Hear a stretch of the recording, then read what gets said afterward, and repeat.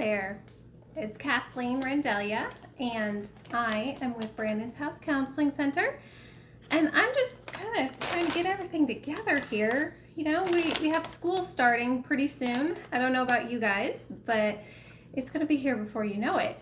And whether you are teaching your 1, 2, 3s and ABCs, or maybe trying to solve for X in your household, it's going to be a transition. So at Brandon's house this week, we are going to be talking about our going back to school and how we can do it without stress, or at least maybe minimize the stress we have just a little tiny bit, right?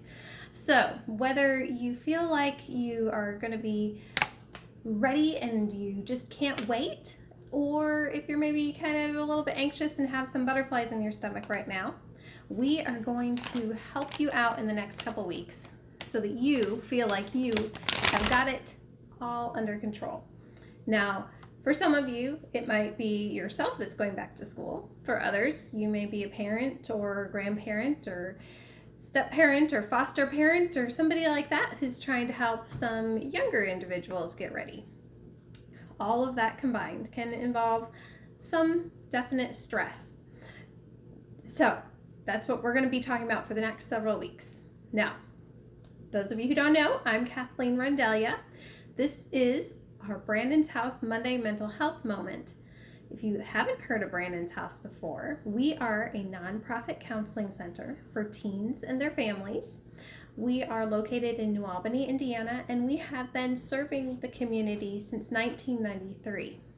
What makes us unique is that our services are free and you don't have to have any qualifications to get those services. We don't bill insurance or check your income level. It is truly our effort to remove all barriers financially that might come in somebody's way when they're seeking that mental health care. So that's what Brandon's House is. Now, why are we having this broadcast? Well, because when we all kind of had to shift gears when the pandemic started, we thought, how can we reach out to the community and let you all know what's happening at Brandon's House, as well as maybe help you guys with some added stress in your life and how to cope with it. So we came up with our Monday Mental Health Moments, and they may range from tips on marriage and how you can work on your relationship to how to focus at work, or in this case, how to be successful in returning to school. So we try and really cover a huge gamut of things, and you can always go back and look at our previous posts and catch up on some topics, but also we'll be having some of those topics again in the near future. So if you missed them and there's something you really would like to hear about, you can put it in the comments below and we will make sure that we touch base on that topic soon. Remember to like and share our posts. It helps us to get our word out to more individuals so that they can also benefit from what's happening at Brandon's House and our info. Remember also to thank the local businesses that you see that have sponsored Brandon's House, because those people are helping us to keep our doors open to serve more teens in the community. This last weekend we had a auction donation drop-off on Saturday and had several individuals bring some really cool items for our annual auction that will be in August. So if you have something that you think could be really good in our auction, it's not too late. We will be having another drop-off time on August 7th. But we also are open whenever we have sessions. You can swing by the office and drop something off if you need to also. So we're still definitely collecting those donation items for our silent auction.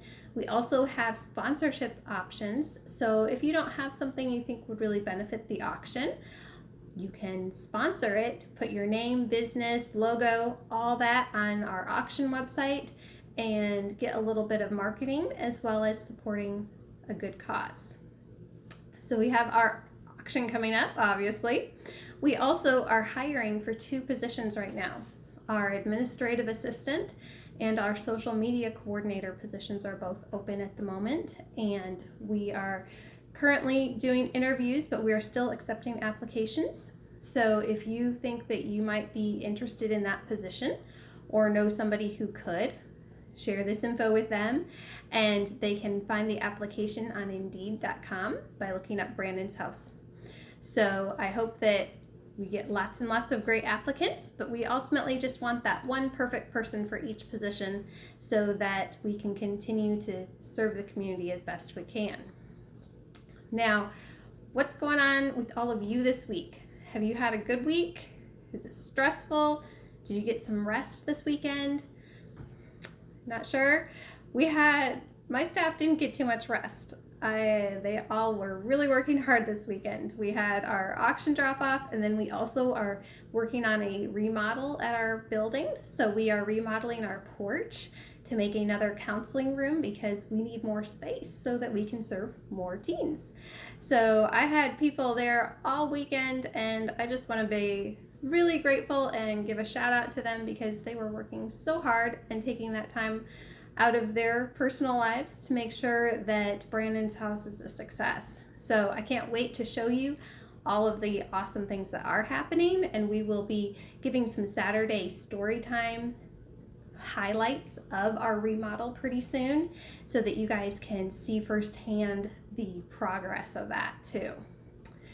If you're interested in donating specifically to that project, you may do so as well. We do still have a little bit of space in our budget that we need to meet so that we can furnish the room and do things like that once it is completely renovated.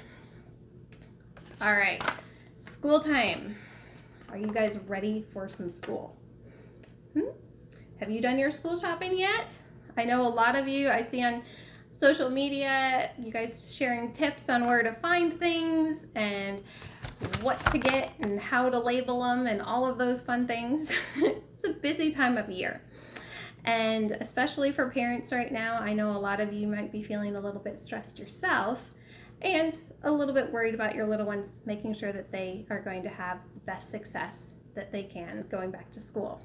And when I say little ones, some of them might be little and some of them are big, but we still think of them as little because they're your babies, right? I know. So what can you do to help them? First off, how do you know if they're having any challenges? Oftentimes, the signs of mental health stress are a little bit different for kids because they don't really always verbally say, oh, I'm feeling really depressed today, or I don't know, my stomach's really upset, I'm anxious. Those are things that come along as they get older or gain more knowledge in their mental health. So oftentimes when they're younger, it might be a little bit more difficult to find out if they're really feeling upset or not.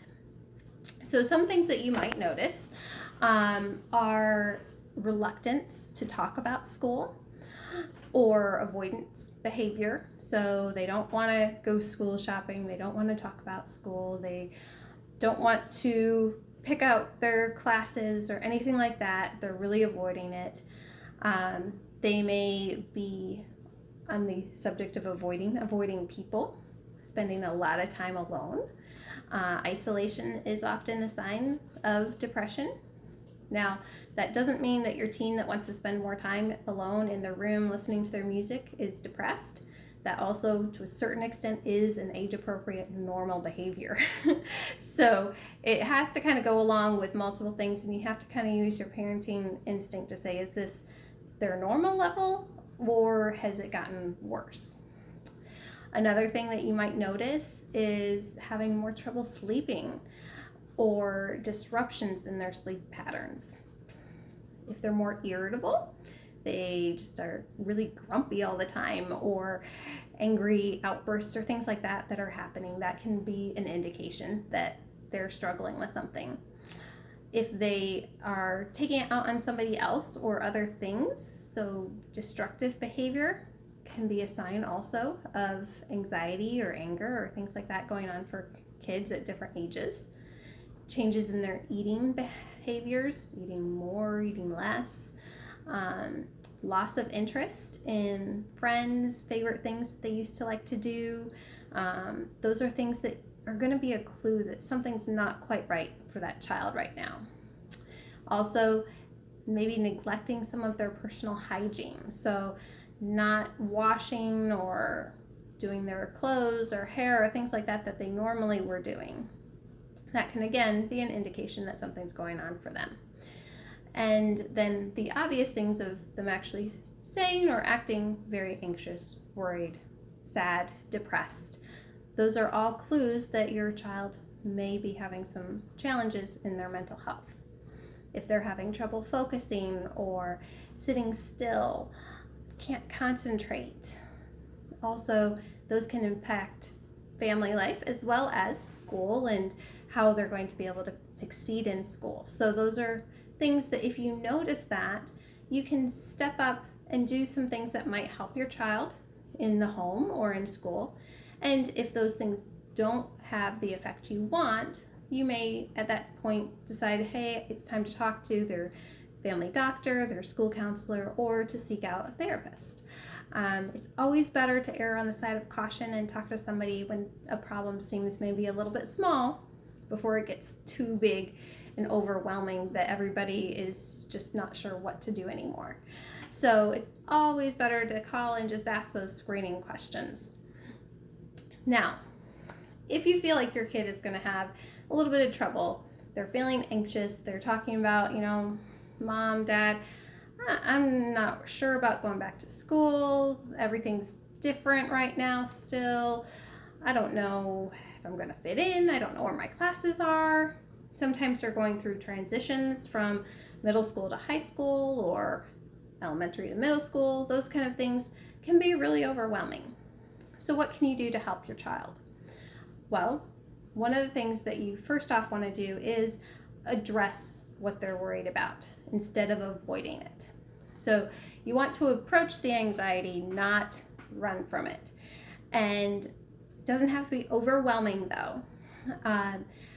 I heard a really good analogy once. Instead of dumping a bucket of water on your kids' heads of, we need to talk right now, it's very serious and let's sit down and figure all this out, you want to kind of leave more like rainfall. So you let them know, hey, I'm here if you need to talk about it, or, I'll be in my office working on my computer, come and say hi in a little bit, or, anything bothering you right now, I'd love to listen if you have something you'd like to talk about.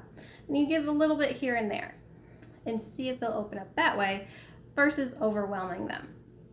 So oftentimes a little bit of rainfall is better than a bucket of water over your head. And most of our teens are going to be more open to something like that than the overwhelming approach. So talk to your kids. Don't avoid it. They're here.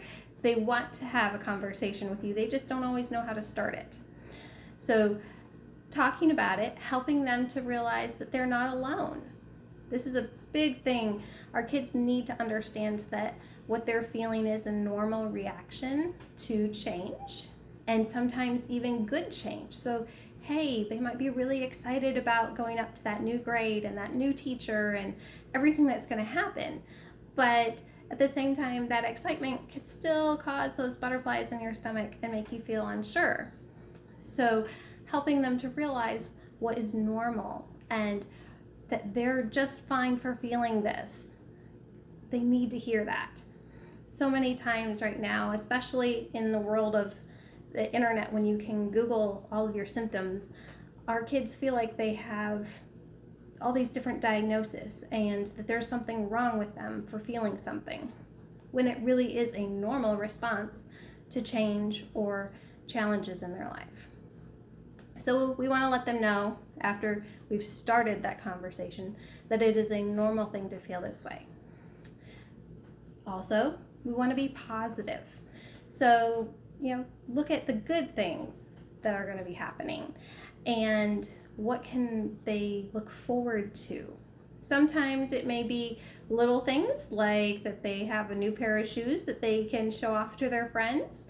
Other times it might be bigger things that they are excited about and can focus on. But you find something positive and you hold on to that and give them that tool. Then you need to help prepare them as much as possible for whatever you can. So one of the biggest sources of anxiety is the unknown. So anytime you can remove something that is a question of what is this going to be like, it's going to help that child to not feel as stressed. So for example, practicing your school routine ahead of time. So that means having fake school start days, okay, for our younger ones especially, where we get up at the time that we're going to get up for school, we get ready, we eat breakfast, we pack our lunch, we walk down to the bus stop or drive over to the school, however it's going to work for your family. Maybe you're homeschooling and it's get everything together, set the computer up, make sure that you can log in okay. Or if you're a non-traditional homeschooler, however your family is going to do school, practicing that. So whatever it might be, getting a little bit of an idea for them is going to help it not be so overwhelming on that first day when there's already anxiety. So practice ahead. And then talk through the things that they can't maybe practice as much. A lot of our schools right now aren't doing as many of the bigger welcome, visit the school type things. We have a few of them that are happening still, but it's not in the same way yet because of our pandemic. So those are things that you can still, though, look up pictures of the school, talk to friends that might have gone the year before, things like that that can help them to be more familiar with the environment that they're going to be in. So preparing ahead. Also, practicing things like, how do you introduce yourself to somebody new? This is something that we often take for granted, but our kids may not know how to do this. So practicing and role-playing it can really help our teens, our younger ones, doesn't matter what age they are, to understand how to approach somebody and, help them to make new friends, because that social component is going to be really important in their feeling comfortable and happy in their school this next year. So those are just a few things. You also want to make sure you're taking care of their physical needs. So getting enough sleep. Right now in the summer, we often are a little bit more lax on sleep routines. Well, it's getting time to start shifting back to being a little bit more of what that school routine is going to be, helping them to, get the rest they need so that they can think clearly. Eating healthy. Also, people who say that breakfast is the most important meal of the day are not kidding, especially for our kids going to school. They need to have that fuel ahead of time. So getting used to your routines is going to be helpful.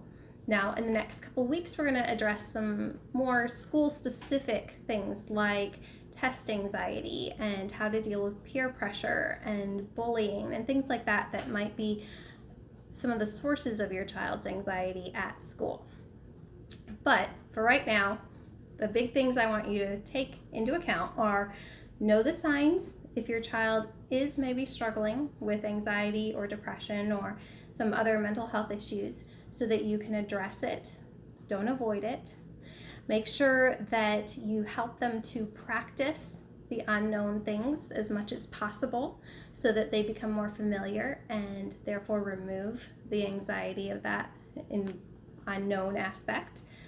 Help them to understand what they can do to build social relationships, because that is going to be important for them to feel like they do have supports in the school environment. And then make sure you're taking care of their physical health needs as well as their mental health needs. So those are just a few of the things that you can do to help make sure that your kids are off to a successful school start. We will be touching base with some of our school counselors as well to give some more detailed information in the next couple of weeks. And I hope that you tune in, tell your friends who have kids that are going to be going back to school what they can do as well to help with their mental health. And you know what? We may even throw in a segment on how our teachers can maintain their mental health during this transition back to school as well. So, school coming up soon. We want to all stay happy and healthy in that transition time, because ultimately, it's all about the good stuff, right? So we want to stay healthy. I hope that you have a wonderful week. Remember, at Brandon's house, We are still prepping for our auction, and we have a lot of things going on with that. So if you're interested in sponsoring or donating to that, please get in touch with us. And if you're interested in working for us, please apply soon to our either administrative assistant position or our social media one. So we're going to be going back to school. You guys, we got this. We can do this. 2021 is going to be an awesome school year start, and especially if you make an effort to decrease your stress. Take care.